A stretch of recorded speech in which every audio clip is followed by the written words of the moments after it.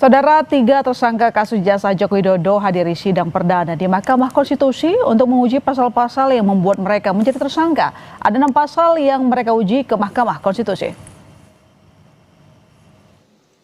Itu saja, terima kasih. Roy Suryo, Rismon Sianipar, dan Tifauzia Tiasuma menggugat sejumlah pasal di KUHP dan UU ITE yang menjerat mereka sebagai tersangka ke Mahkamah Konstitusi. Mereka tak meminta mahkamah membatalkan pasal-pasal tersebut, namun meminta MK memberikan batasan yang tegas bahwa pasal-pasal tersebut tidak menyangkut urusan publik atau public affair. Kami ini masih disangkakan, masih dipidana dengan pasal 310 dan 311, dan itu masih ada debatable, mau pakai pasal yang lama dan pasal yang baru. Jadi sekaligus 6 pasal yang kami uji di dalamnya tadi, itu termasuk yaitu 310 dalam garis miring 433, 311 garis miring 434, kemudian pasal 27 dan 28 Undang-Undang ITE, dan yang paling krusial adalah pasal 32 dan 35. Dalam keseluruhan pasal tersebut kita minta tafsirkan bahwa objek yang menjadi objek yang bisa dibuka ke umum berdasarkan Undang-Undang Keterbukaan Informasi Publik itu adalah dokumen publik yang pernah dipakai untuk jabatan publik, walaupun yang bersangkutan sudah pensiun, maka itu subjek untuk penelitian publik yang tidak memerlukan izin, sehingga tidak layak untuk dikriminalisasi. Menurut Refli Harun, kuasa hukum ketiganya, tersangka merupakan peneliti yang tengah meneliti soal ijazah Presiden ke-7 Joko Widodo. Namun dalam perkembangannya, Polda Metro Jaya telah menetapkan Roy Suryo CS sebagai tersangka atas kasus tudingan ijazah palsu Jokowi. Dalam sidang kemarin, Refli Harun sempat ditegur Wakil Ketua Mahkamah Konstitusi Saldi Isra. Refli ditegur karena tidak terlebih dahulu menyampaikan kewenangan MK dan kedudukan hukum atau legal standing dari pemohon saat akan melanjutkan pokok permohonan. Kami menganggap bahwa pasal tersebut justru ketika dikenakan kepada beliau itu melanggar ketentuan konstitusional, makanya kita bawa normanya ke tingkat konstitusi. Ada 3 alat uji yang kami kemukakan, yaitu undang-undang. Sorry. Ini kalau begitu kewenangan mahkamah dianggap sudah diucapkan ya, disampaikan ya. Karena ya mahkamah pasti berwenang. Iya, tapi legal kan, standing Pak pasti Refli, diterima. Tunggu dulu, jangan cepat-cepat. Ini kan kalau ditegur hakim nanti bisa rusak juga Pak Refli. Pelan-pelan. Kewenangan mahkamah dianggap selesai. Okay. Nah sekarang Bapak jelaskan legal standingnya di mana, begitu ya. Jangan melompat-lompat Pak. Orang belum legal standing udah sampai ke pokok permohonan Bapak ini. Pada November 2025, Polda Metro Jaya menetapkan 8 orang dalam 2 klaster sebagai tersangka atas kasus tudingan ijazah palsu Jokowi. Tak cuma perkara pencemaran nama baik dan fitnah, Roy, Rismon, dan Tifa juga dijerat UU ITE tentang menghapus atau menyembunyikan serta memanipulasi dokumen elektronik. Tim Liputan, Kompas TV. Ya, lantas apa saja pasal-pasal yang dipersoalkan ke MK oleh Roy Suryo, Rismon Sianipar, dan Tifauzia Tiasuma? Apakah uji materi ini akan memengaruhi status tersangka ketiganya? Kita bahas bersama Refli Harun, kuasa hukum Roy Suryo, Rismon Sianipar, dan Tifauzia Tiasuma, serta Ketua Umum Rampai Nusantara, Mardiansah Semar. Selamat petang, Bang Semar. Selamat petang, Bang Refli. Ya, dari 6 pasal yang diuji, mana kira-kira yang dianggap paling merugikan Roy, Tifa, dan juga Rismon? Ya, paling merugikan ya pasal 32 dan 35. Karena pasal 32 Undang-Undang ITE itu ancaman hukumannya 8 tahun. 32 ayat 1 ya. Ayat 2 juga kita uji. Kemudian pasal 35 ancaman hukumannya 12 tahun. Tetapi bagi kita itu it doesn't make sense. Pasal yang tidak masuk akal kalau dikenakan kepada RRT, Roy, Rismon, dan Tifa. Jadi itu overcharge kita mengatakan ya, too much. Kenapa too much? Begini, sebenarnya kan itu untuk sebuah kejahatan, penipuan misalnya. Ada pasal 32 itu kan misalnya mengubah dokumen publik, merusak dokumen publik, atau dokumen milik orang lain. Misalnya gini, ada sebuah perbankan, dia punya kode-kode tertentu, dokumen tertentu, nah dokumen itu dirusak oleh seseorang, kemudian tidak bisa diakses lagi. Padahal itu dokumen penting yang menyangkut misalnya nasib nasabah dan lain sebagainya. Pasal 35 aneh lagi. Pasal 35 itu ada sebuah dokumen palsu. Oke. Kemudian diedit oleh kita, oleh katakanlah RRT, lalu menjadi seolah-olah otentik. Kan nggak begitu. Jadi kita ingin mengatakan ya, antara first product, input dan outputnya, first product dan end productnya itu nggak ada beda. Jadi pasal 32 dan 35 bisa diterapkan kalau antara input atau first productnya dengan output atau end productnya itu berbeda. Nah, ketika mereka meneliti misalnya sebuah ijazah, so-called ijazah yang paling komplit sebenarnya yang diupload oleh Dian Sandi misalnya ya, maka kan tidak berubah. Artinya ijazah yang diteliti itu ya tetap bisa ditemukan sampai sekarang. Karena pasal 32 dan 35 itu adalah semua dokumen itu jadi rusak. Karena rusak dia nggak bisa ditemukan lagi. Paham maksud saya kan? Nah ini juga begitu. Dokumen itu diedit sedemikian rupa sehingga tampak otentik. Nah, gitu. Untuk merespon Bang Refli, sebelum saya ke Mas Semar, kita coba lihat ada informasi Presiden ke-7 Republik Indonesia Joko Widodo mendatangi Mapolresta Surakarta, Jawa Tengah pada Rabu sore terkait pendalaman berkas kasus dugaan pencemaran nama baik yang menyeret nama Roy Suryo, Tiva, dan Rismon. Saat ini kita sudah bersama jurnalis Kompas TV Widi Nugroho. Widi, Anda bisa laporkan bagaimana dengan hasil pemeriksaan sore hari ini, apa yang didalami oleh penyidik Polda Metro Jaya hari ini? Siapa saja yang diperiksa? Ya Ilona, sore ini kami mendapatkan informasi bahwa Presiden ke-7 Joko Widodo menjalani pemeriksaan atau mendatangi Mapolresta Surakarta ini untuk melengkapi berkas yang masih belum lengkap oleh penyidik dan saat ini masih berlangsung di dalam, dan juga ajudan Jokowi yaitu Kompol Syarif Muhammad Fiansa yang juga melengkapi berita acara yang masih dirasa kurang oleh penyidik dari Polda Metro Jaya. Dan sampai saat ini pun kami masih belum mendapatkan atau masih menunggu informasi pasti tentang kegiatan ataupun apa saja materi yang dibahas di dalam oleh penyidik dan juga Jokowi dan juga ajudannya. Namun yang jelas kami tadi sudah mendapatkan bocoran informasi sedikit dari ajudan Jokowi bahwa pemeriksaan atau tambahan data yang diperlukan ini nantinya akan melengkapi yang sudah dilakukan oleh penyidik sebelumnya, yaitu yang mendatangi sejumlah saksi dan juga menggelar pemeriksaan di wilayah Solo dan Jogja sebelumnya, dan hari ini dilengkapi untuk kemudian diserahkan ke kejaksaan, karena kemarin pada saat penyerahan berkas yang pertama dirasa belum lengkap atau dalam bahasanya disebut P19, maka kali ini dilengkapi agar nantinya bisa P21 untuk kemudian dilanjutkan ke persidangan dan juga seperti apa yang diinginkan oleh Jokowi bahwa dia akan menggunakan forum persidangan untuk menunjukkan ijazahnya kepada publik. Ilona. Ya, berarti sekarang ini apakah Pak Jokowi masih berada di lokasi, Widi? Ya, sampai saat ini baik Joko Widodo maupun Kompol Syarif Muhammad Fiansa masih berada di Mapolresta Solo untuk menjalani tadi yang saya sebutkan, melengkapi berkas dan juga melengkapi berita acara yang dibutuhkan oleh penyidik Polda Metro. Kami masih menunggu saat-saat di mana nanti akan ada konferensi pers setelah kegiatan ini selesai di Polresta Surakarta atau Polresta Solo ini. Betul. Berarti tadi Anda sempat mendapatkan pernyataan dari Pak Jokowi bahwa akan memberikan atau memperlihatkan ijazah aslinya dalam persidangan. Soal itu sudah kami dapatkan beberapa waktu lalu saat kami mewawancarai Joko Widodo di kediamannya bahwa kasus ini harus berlanjut ke persidangan karena itu adalah forum di mana dia bisa menunjukkan ijazahnya untuk membuktikan apa yang dituding oleh para penuduhnya ini sekarang. Dan hari inilah juga proses ini masih berlanjut dalam hal melengkapi berkas dan juga berita acara yang nantinya dibutuhkan untuk melengkapi agar semuanya syaratnya sesuai dengan apa yang diinginkan oleh pihak jaksa penuntut bisa dilanjutkan ke persidangan. Ilona. Baik, terima kasih Widi atas laporan Anda. Selamat kembali bertugas. Kita kembali ke dialog yang sempat terputus. Bang Semar, bagaimana Anda merespon gugatan sejumlah pasal yang dilemparkan oleh tim Roy, Tiva dan juga Rismon? Iya, nggak apa-apa juga kan itu hak ya.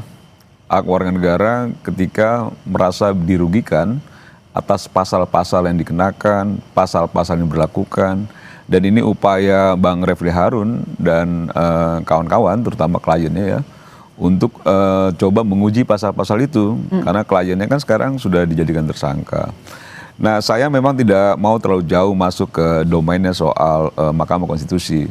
Tapi memang sepengetahuan saya, uji materi di Mahkamah Konstitusi memang tidak mudah.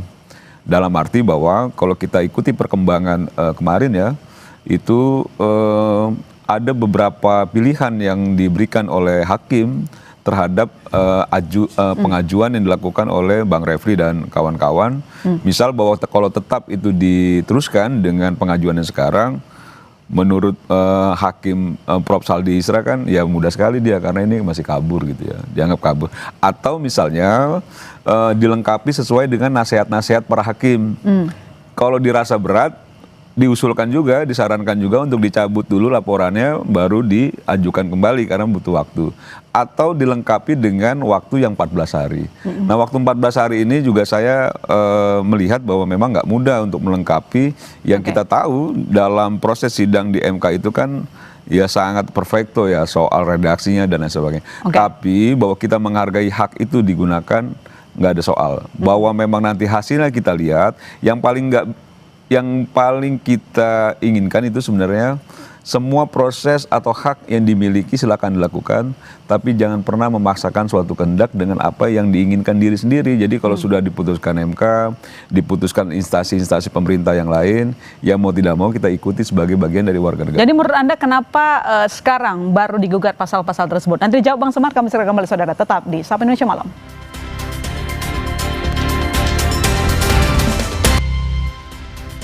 Ya, Bang Semar, ini kan sebenarnya status tersangka terhadap Roy Tifada Rismon sudah agak lama, tapi baru sekarang digugat pasal-pasal dianggap memberatkan dan too much tadi kalau kata Bang Refli.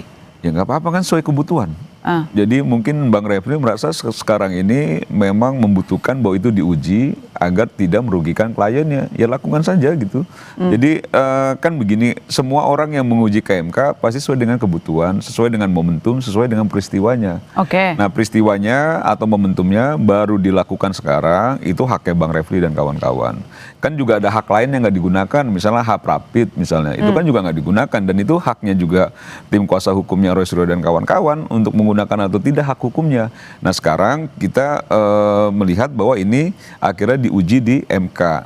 Nah diuji di MK ini nanti kita lihat apakah dalam 14 hari ya, 14 hari ke depan kalau memang pengajuannya tetap yang kemarin, kan 14 hari waktunya, dilengkapi atau tidak, nanti kita lihat sidangnya hasilnya apa. Tapi bagi kami, apapun yang dilakukan upayanya oke, dan apapun yang diputuskan oleh MK dan lain sebagainya, ya kita taati dengan baik gitu. Meski tadi dibilang Bang Refli too much, Anda setuju nggak? Ya silakan aja gitu. Menurut saya monggo-monggo aja gitu, karena memang yang kayak gini-gini ini kan menjadi bagian dari hak warga negara. Nggak bisa juga kita mempengaruhi keyakinan orang, mempengaruhi pikiran orang sesuai dengan apa yang kita inginkan gitu. Dan sebaliknya begitu gitu. Bang Refli, ketika mengajukan sejumlah pasal ke MK, apakah ini juga bagian strategi lepas dari status tersangka untuk ketiganya? Jadi gini ya, saya agak sulit menjelaskan kepada publik kalau mereka tidak paham seperti apa MK itu. Nah, yang nanya juga nggak paham. Coba jelaskan. Jadi gini, kita harus bedakan antara peristiwa konkret dan norma. Walaupun saling berhubungan, tapi berbeda. Yang kita dipermasalahkan di MK itu adalah norma. Nah, norma itu ada dua bagian yang penting. Ada legal standing, ada pokok permohonan atau positanya. Dua hal yang berbeda. Jadi legal standing ini hanyalah cara untuk masuk ke posita. Nah legal standing itu standing before the court. Itu ada dua. Status Anda sebagai apa. Yang kedua, apa kerugian konstitusional Anda. Nah RRT ini statusnya sebagai warga negara. Ya kan? Dimana warga negara menurut konstitusi memiliki hak konstitusional atau constitutional right. Salah satunya adalah hak atas kepastian hukum, hak untuk memperoleh informasi, menyebarkan informasi dan lain sebagainya, kan begitu? Atau hak untuk mendapatkan jaminan dan kepastian hukum. Nah, lalu dia dirugikan, ya kan? Kenapa haknya? Saya ini harusnya dijamin oleh konstitusi untuk melakukan penelitian, untuk melakukan kegiatan. Kok saya ditersangkakan? Nah, itulah yang kemudian namanya kerugian konstitusional. Dia rugi. Nah ini untuk pintu masuk menguji pasal-pasal itu. Setelah ini selesai, maka pasal-pasal ini diuji. Apakah pasal ini confirm dengan konstitusinya? Contoh misalnya, ya, pasal mengenai bahwa soal pencemaran nama baik. Kan begitu saja di dalam Undang-Undang ITE. Sama MK dibatasi. Pasal pencemaran nama baik tidak berlaku untuk pejabat publik. Tidak berlaku untuk institusi publik. tidak berlaku untuk organisasi yang ajak. Berlaku buat siapa? Perorangan. Berarti jadi misalnya, once Anda menjadi pejabat publik, Anda tidak boleh mengadukan pasal pencemaran nama baik. Karena pejabat publik, institusi publik itu bukan orang, bukan benda hidup. Karena harkat martabat itu hanya dimiliki oleh orang, bukan oleh jabatan atau institusi publik. Nah, kita minta tambahan pembatasnya itu, yaitu urusan publik. Jadi walaupun Pak Jokowi tidak lagi menjadi pejabat publik, tidak lagi menjadi presiden, tapi yang kita masalahkan adalah urusan publik, public affairs atau public interest. Nah, kita masuk agar setiap urusan publik itu adalah hak warga negara untuk melakukan penelitian misalnya. Oke, berarti sebenarnya status tersangka itu dianggap Bang Refli salah alamat karena pada dasarnya Roy, Tifa, dan Rismon itu sedang melakukan penelitian. Jadi kalau kita mau bicara angkat lagi ke konstitusi, jangankan orang melakukan penelitian, orang berpendapat saja terhadap urusan publik itu tidak boleh dikriminalkan. Tidak boleh dikriminalkan. Itu yang kemudian kita mintakan tafsir itu ke Mahkamah Konstitusi. Kalau ini dikabulkan, ini akan dahsyat. Tidak hanya untuk kepentingan RRT, tapi untuk kepentingan kita semua. Nanti misalnya Refli Harun menceritakan tentang katakanlah kritik saya terhadap Prabowo misalnya. Prabowo nggak boleh. Misalnya Prabowo udah pensiun, saya bilang apa yang dilakukan Prabowo itu nggak benar dan lain sebagainya. Tapi karena yang saya kritik adalah urusan publik, public affairs, maka tidak boleh ada kriminalisasi terhadap itu. Dianggap dikriminalisasi. Saya sedang membangun demokrasi dan konstitusi. Saya kira begini ya, kalau bicara soal kriminalisasi, kan kita sejak awal menghargailah persoalan bahwa orang mengklaim melakukan penelitian secara ilmiah dan lain sebagainya, monggo. Cuman kita semua tahu penelitian kan tentu ada caranya juga, ada metodologinya juga dan lain sebagainya. Nah, yang menjadi persoalan adalah ketika Roy Suryo menyampaikan penelitian. Gini, kalau Anda mau bicara tentang penelitian, metode dan lain sebagainya, gini. Anda latar belakangnya apa dulu? Nah, kita harus fair dong. Bukan Bang, secara normal saja Bang. Enggak, penelitian itu macam-macam, ada eksploratif, ada eksplanatif. Iya, tapi tidak jadi penelitian itu tergantung jenisnya seperti apa. Ya, kalau Anda nggak paham seperti itu, bukan. Susah. Jauh lebih baik sebenarnya apa yang dilakukan Anda kalau nggak paham penelitian jangan. Misalnya Bonatua, dia proses, minta KIP. Oh, itu karena penelitiannya berbeda. Diambil, nah itu dilakukan dia nggak paham. Ini nggak paham. Bukan lagi misalnya itu kan uploadan medsos yang diteliti oleh Roy Suryo dan kawan-kawan. Yang maksud saya dari Embos dan lain sebagainya itu tidak bisa diteliti Asia terpasuk melalui uploadan medsos gitu loh. Nah, ini yang menurut saya sejak awal dasarnya aja Roy Suryo sudah salah itu. Dia melakukan penelitian dari alat uji penelitiannya itu tidak benar. Itu susahnya makanya langsung bicara palsu. Nah, ini yang menurut saya bukan mempersoalkan penelitiannya, bahwa dasar dari alat uji Roy Suryo lakukan penelitian itu tidak benar. Ini orang nggak paham, itu tidak baik. Kecuali kalau misalnya ijazah Pak Jokowi atau misalnya yang diambil oleh Bonatua itu melakukan penelitian. Nah, kan itu yang menurut saya jadi bukan jadi soal kriminalisasi gitu. Tapi memang itu adalah melakukan pelanggaran pidana ketika memang dia melakukan penelitian tidak benar dengan dasarnya. Ini yang motivasinya dipertanyakan Pak Refli. Ini susah nggak paham ya. Kenapa? Ini saya terpaksa mengatakan nggak paham. Karena penelitian itu ada penelitian yang sifatnya eksploratif, ada yang sifatnya deskriptif, ada yang sifatnya eksplanatif. Itu beda-beda. Jadi yang dilakukan oleh Roy Suryo CS itu, Roy Suryo, Rismon dan Tifa adalah penelitian yang eksploratif, mengeksplor. Kalau Anda melakukan eksploratif itu, Anda seperti membuka hutan, babat. Sebelumnya tidak ada penelitian sebelumnya, tidak ada pembandingnya. Kan tidak ada orang yang melakukan penelitian terhadap ijazah Pak Jokowi. Nah, dia melakukan eksploitasi, eksploratif. Seperti Columbus menemukan benua Amerika dan lain sebagainya.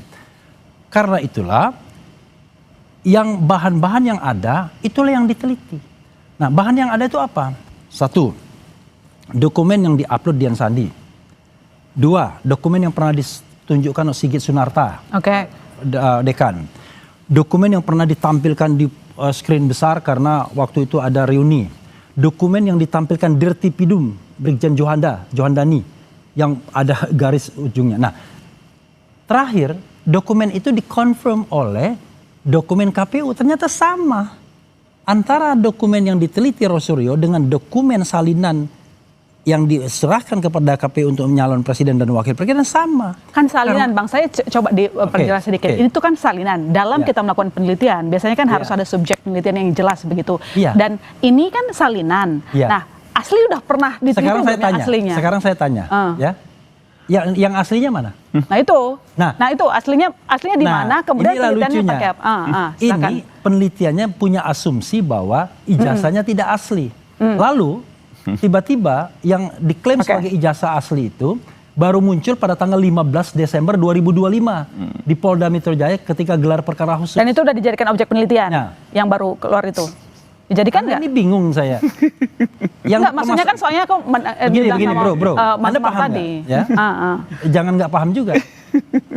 Lokus dan tempus deliktinya itu 22 Januari sampai 30 April 2025.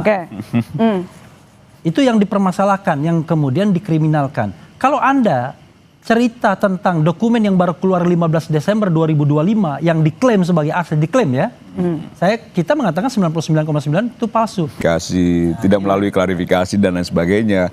Karena jauh dari awal Roy Suryo sudah mengambil kesimpulan dan disampaikan ke publik palsu yang menurut saya memang secara penelitiannya diragukan ketika dia mengambil alat uji. Orang yang nggak paham penelitian. Kan begitu ya. Orang nggak paham penelitian. Nah, ini yang menurut saya itu ngomong begini. Ya terserah Bang Refli kan sebagai pengacaranya ya. Jadi sah-sah aja juga. Anda sebagai apa coba? Saya sebagai organisasi yang memang ketua Dewan Pembina Pak Jokowi kan gitu. Saya membela Pak Jokowi. Lalu background Anda apa? Kan begitu loh. Untuk mengatakan bahwa ini bisa aja. Bukan.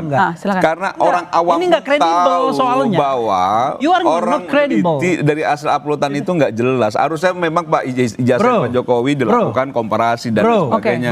Itu eksplanatif. Nah itu yang menurut saya itu yang jadi akhirnya sesat gitu.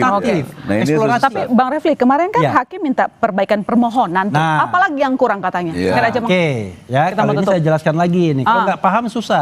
Gini. Ya udah disederhanakan ya. Di MK itu ya. Sebelum kita masuk pada pemeriksaan persidangan, ada yang namanya pemeriksaan pendahuluan. Anda mau bikin permohonan apapun, maka akan ada 3 panel hakim yang memeriksa permohonan. Dia akan nasihatkan apa aja dinasihatkan. Tapi apakah MK konsisten? Anda tahu Almas Sakib Biru, ya kan? Diterima legal standingnya mempermasalahkan 40 tahun usia presiden. Apakah dia calon presiden? Enggak. Nah, intinya adalah itu adalah tahap yang biasa saja di MK. Cuman Anda kan nggak paham. Kalau kita sengaja, kenapa? Kalau kita bikin katakanlah yang selengkap-lengkapnya, hakim MK akan dibilangin juga sama dia. Inilah, itulah dan lain sebagainya. Nah, terhadap nasihat itu ada 3 pilihan. Kita tetap kepada itu atau kita memperbaikinya atau kita tarik permohonan itu. Kita akan memperbaikinya. Kenapa? Karena kita udah tahu otak hakimnya. Iya kan? Dari cara dia memberikan nasihat kepada kita, kita tahu otak hakimnya. Apa? Jadi yang dari sidang kemarin Anda lihatnya apa? Dia mempermasalahkan legal standing. Oke, kalau ada tersangka masukkan dong buktinya, kan gitu. Iya. Kedua, dia bicara tentang apa sih kerugian antara kondisi RRT ini dengan pasal-pasal yang diujikan. Jadi kita sudah tahu, lalu ketegasan kita mau minta apa. Nah, gara-gara nasihat itulah kita sudah sampai pada sebuah celah yang kita anggap bahwa wah ini harus masuk. Apa itu? Ya nantilah tunggu tanggal main. Lagi mana? Silakan. Di babak berikutnya. Singkat aja Bang. Ada. Aku mau tutup. Satu hal. Apa? Singkat aja Bang. Saya simpulkan. Bahwa public affairs atau urusan publik itu harus dikecualikan dari kriminalisasi. Harus dikecualikan dari kriminalisasi. Singkat aja. Boleh, silakan aja gitu. Yang paling penting nanti sidang MK kalau memang 14 hari ya bisa diperbaiki dengan baik. Saya rasa sih agak sulit itu. Tapi kalau memang diperbaiki, saya udah sering kalau misalnya nanti sidang, ya kan abang ketika berpengalaman juga kan nasihatnya banyak sekali itu dari para hakim. Sulitnya di mana? Nah makanya ketika nanti memang sudah diajukan gitu ya, kalau nanti hasilnya sidang MK seperti apa, ya ditaati juga, jangan lagi nanti kemana-mana kan gitu loh. Oke, baik. Jangan juga merasa si paling ngerti gitu loh. Kan ada hal-hal juga yang kita ketahui tanpa harus kita ada di situ. Percuma juga kita baca dan sebagainya gitu ya. Sama orang yang nggak pernah sidang di MK. Oke, baik, kita tunggu nanti makanya ya. Cari yang selevel dong. Baik, nggak level ini. Terima kasih Bang Refli, terima kasih Abang jadi kayak Roy Suryo, Bang. Indonesia Malam.